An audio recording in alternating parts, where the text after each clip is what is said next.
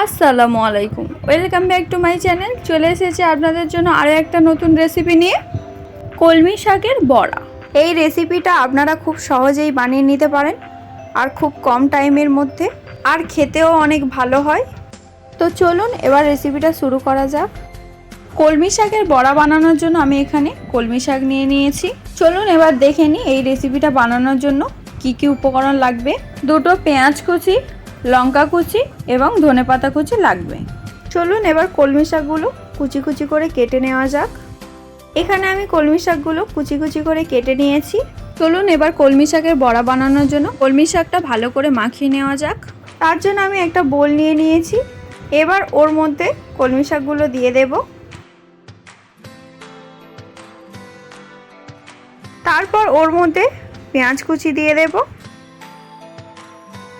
তারপর ধনেপাতা কুচি দিয়ে দেব। তারপর লঙ্কা কুচি দিয়ে দেব। তারপর ওর মধ্যে স্বাদ অনুযায়ী লবণ দিয়ে দেব। তারপর সব উপকরণগুলো একসঙ্গে হাত দিয়ে ভালো করে মাখিয়ে নেব।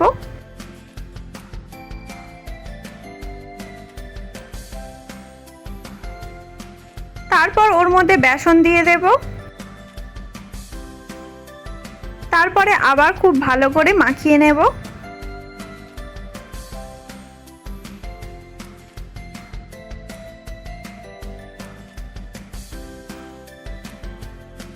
দেখুন এখানে কলমি শাকটা মাখানো হয়ে গিয়েছে। এবার আমি এইভাবে চ্যাপটা করে তেলের মধ্যে দিয়ে দেব কলমি শাকের বড়াটা ভাজার জন্য। চলুন এবার বড়াটা ভেজে নেওয়া যাক। তার জন্য উনুনের মধ্যে কড়া বসিয়ে দিয়েছি। তারপর ওর মধ্যে তেলও দিয়ে দিয়েছি। তেল গরম হয়ে গিয়েছে। এবার এক এক করে বড়াগুলো দিয়ে দেব।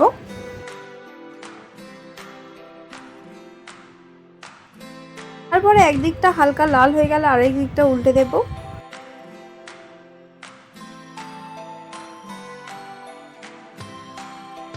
এইভাবে উল্টে পাল্টে লাল লাল করে ভেজে নেব।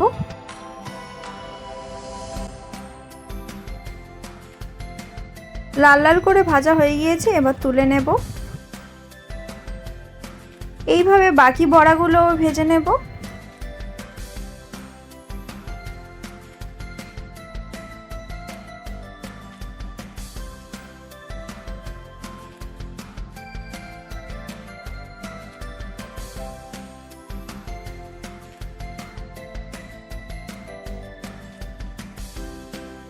আমার এখানে সবগুলো বড়া ভাজা হয়ে গিয়েছে।